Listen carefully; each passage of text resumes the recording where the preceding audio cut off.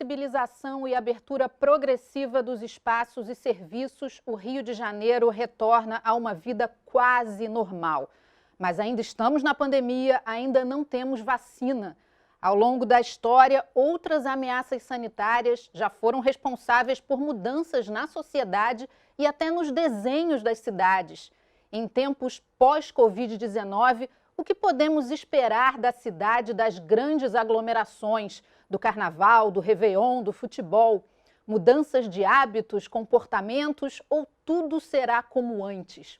Para me ajudar a responder essas questões, estão aqui a pneumologista Margarete Dalcomo, pesquisadora da Fiocruz, e o arquiteto e urbanista Vinícius Neto, professor da UF. Olá, obrigada pela presença dos dois, bem-vindos ao Alerj Debate. Gostaria de começar com a doutora Margarete. Doutora, a senhora tem visto há 2 semanas atrás, mais ou menos, a gente teve um feriado de muito sol no Rio de Janeiro e a gente viu na imprensa, né, as praias ficaram lotadas, os espaços públicos ficaram muito cheios. Agora, a gente está tendo, nessa semana especificamente, um aumento da curva, tanto de casos quanto de mortes, infelizmente. Dá para a gente fazer aí um paralelo?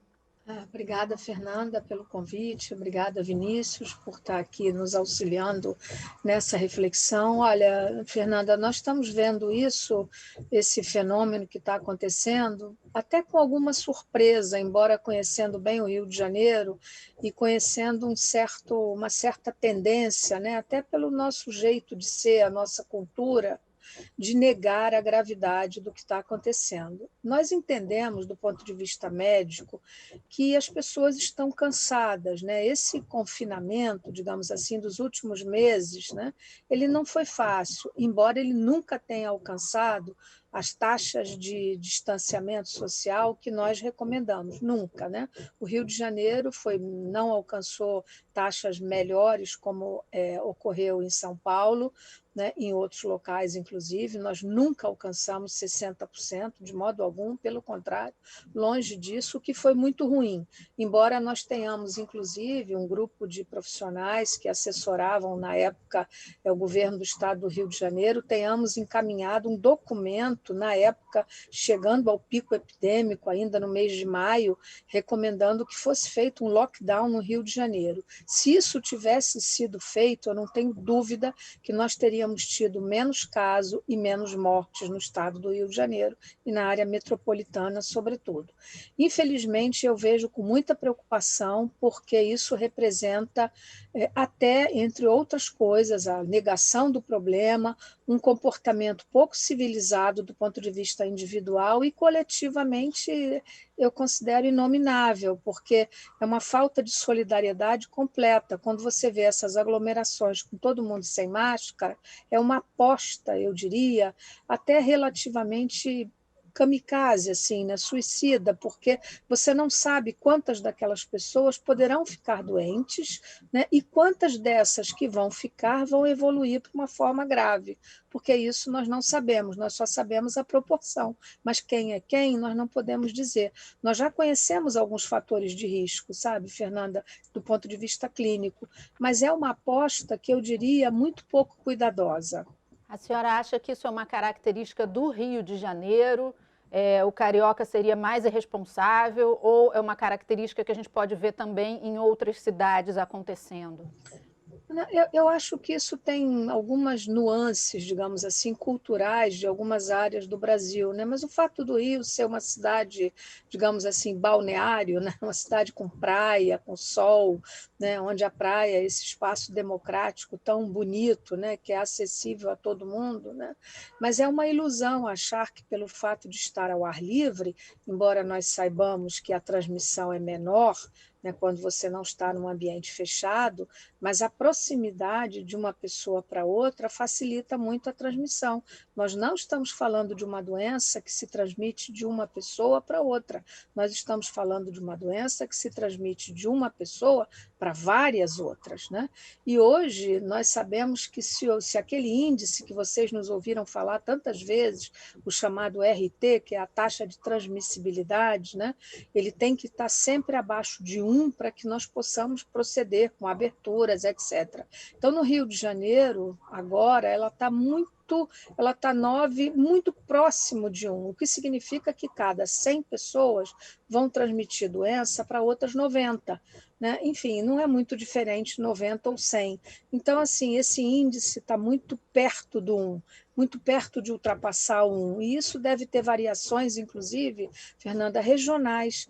As áreas são diferentes, a Zona Sul é diferente da Zona Norte, de áreas mais populosas, de algumas comunidades. Né? O Vinícius, como arquiteto, certamente tem essa visão urbana do Rio de Janeiro, sobretudo, da complexidade, com essa 2 milhões de pessoas vivendo em comunidades. Então, tudo isso torna o Rio de Janeiro uma cidade muito complexa de ser interpretado. Do ponto de vista comportamental, eu não diria, né, quer dizer, eu não adjetivaria, digamos assim, chamando as pessoas de irresponsáveis, mas isso até estaria permitido, né? Quer dizer, há uma falta de consciência cívica, né, do ponto de vista individual e, sobretudo, do coletivo. Porque quando você bota uma máscara, Fernanda, como dizem os jovens, né, vamos combinar que você não está se protegendo apenas a si próprio, você está protegendo as outras pessoas, aqueles que você gosta, que você trabalha, que é a sua família, etc. Obrigada, doutora Margarete. Vamos ouvir o Vinícius, então. Vinícius, você não é do Rio, mas já tem uma experiência de Rio de Janeiro bastante ampla, né? E pela tua experiência como arquiteto, urbanista, analista de cidades e de espaços urbanos, você pode fazer uma avaliação aqui para a gente. O Rio é uma cidade dos espaços urbanos bastante ocupados, né? A gente tem a praia, a alma carioca, eu diria que é uma alma da rua. Né? A gente tem até escritores famosos que já trataram desse tema, né? A alma das ruas. Né? Você acredita que a pandemia pode mudar essas características do carioca, que as pessoas podem passar a ser hostis ao espaço urbano de alguma maneira? Então, obrigado, Fernanda. E também é um prazer estar aqui e ouvir a doutora Margarete com as suas reflexões. Na verdade, sim, o Rio de Janeiro é um contexto super complexo. De fato, o carioca tem um comportamento sociável, vamos dizer assim, muito, muito intenso, né? Uma vida social que utiliza muito a rua, os térreos dos edifícios, tem uma vida social e uma vida também comercial muito forte, tanto em áreas da Zona Sul, quer dizer que tem bairros, por exemplo, em Copacabana, que são muito compactos, né? É só a gente caminhar e ver o quanto esse ambiente, né, em certos bairros tem essa densidade arquitetônica, essa densidade urbana, né? São edifícios mais altos, são edifícios que formam aí quarteirões bem compactos. Então, a Zona Sul é muito assim, o centro é muito assim, mas também nós temos a questão das comunidades, como a doutora Margarete apontou, né? Os assentamentos informais, como a gente chama, que também são muito compactos.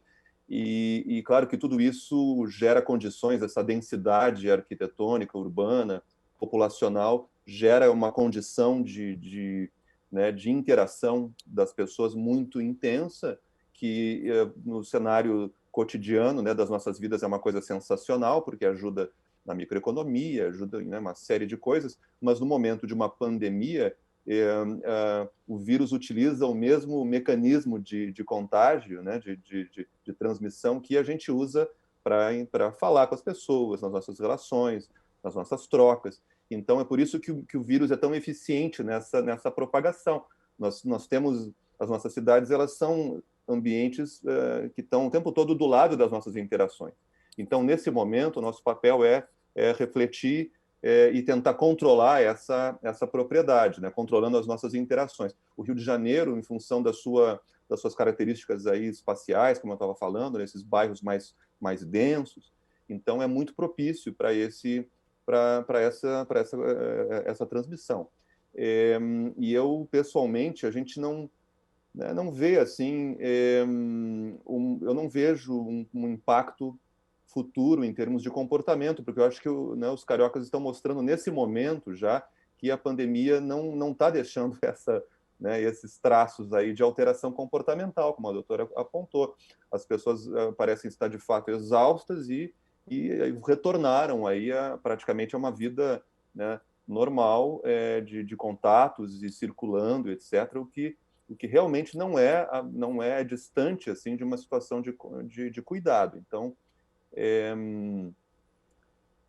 enfim, há de se observar essa preocupação da gente, né, ver a questão comportamental, mas também há um componente aí que eu quero adicionar, que é um componente vertical de cima para baixo. Eu acho que se falta uma questão comportamental, né, de baixo para cima, onde as pessoas não estão seguindo orientações, as orientações que vêm verticalmente de cima para baixo são muito problemáticas. Há uma ausência, né, que vem através das escalas, né, federal, que não existe orientação federal, ao contrário, é uma desorientação absoluta, e as instâncias aí de governo estadual e municipal tampouco estão orientando da maneira correta e adequada. A gente nota que em outros contextos, em outros países onde há essa orientação de cima para baixo, né, onde os governos têm feito seus papéis de guiar a população, isso não está acontecendo. A pandemia está sendo controlada em outros contextos. Tá? Obrigada, Vinícius. Doutora Margarete, a senhora consegue ver alguma mudança que a gente vai levar dessa pandemia, alguma coisa positiva que a gente vai levar desse momento para a nossa vida daqui para frente? Olha, Fernanda, eu acho que sim, eu acho que nós vimos coisas nesses últimos meses, né? Apesar desse enorme luto, né, que nos cerca por esse número enorme de famílias que perderam suas pessoas queridas, por um número de pacientes que nós perdemos, né, pelo número de óbitos, seguramente muito acima daquele que seria desejável no Brasil, né, e sobretudo no Rio de Janeiro, que é o lugar com a mais alta letalidade, né? Letalidade é número de casos mortos sobre doença confirmada, né? Então, no Rio de Janeiro foi sem dúvida alto, né? Essa questão dos hospitais de campanha, né? Houve hospitais de campanha que tiveram uma taxa de letalidade inaceitavelmente alta, né? Pela maneira como foram concebidos. Então, tudo isso deixou uma marca, que eu acho uma cicatriz, né, na alma dos cariocas, que eu imagino que seja indelével, né? Então, eu considero essa epidemia um fenômeno modificador das nossas vidas, né? Por uma série de questões que eu diria comportamentais que seguramente teriam que mudar, e houve alguns fatores muito positivos que eu acho que aconteceram, sabe, Fernanda? Em primeiro lugar, apesar dos problemas todos de infraestrutura, de logística, o SUS, mais ou menos o nosso SUS, né, conseguiu agora, fazendo 30 anos, né, conseguiu responder ao tamanho do desafio, talvez não com a, digamos assim, a eficiência que seria desejável, mas conseguiu suportar. Mas nós vimos dois fenômenos que eu considero muito positivos, aliás, eu disse isso ontem, inclusive, no jornal de grande circulação. Primeiro, nós vimos uma cultura nova, né? O Brasil nunca teve uma cultura do voluntariado, digamos assim, importante, né? E isso nós vimos, nós temos vários exemplos aí urbanos para poder dizer, um deles é o nosso projeto de Redes da Maré, que nós temos na comunidade da Maré, que você sabe, coordenado pela Fundação Oswaldo Cruz, enfim, com a participação de várias entidades privadas, com um projeto de grande envergadura, né? E nós vimos a iniciativa privada, aliás, eu disse isso na minha primeira entrevista pública que dei no dia 13 de março desse ano, onde eu disse a epidemia vai bater muito pesada no Brasil, ela vai desnudar de maneira obscena a nossa exclusão social, mas ela talvez possa criar uma coisa nova, e uma delas terá que ser um grande comparecimento da iniciativa privada, pela questão da nossa concentração de renda, que é absolutamente inaceitável no Brasil. E isso houve, né?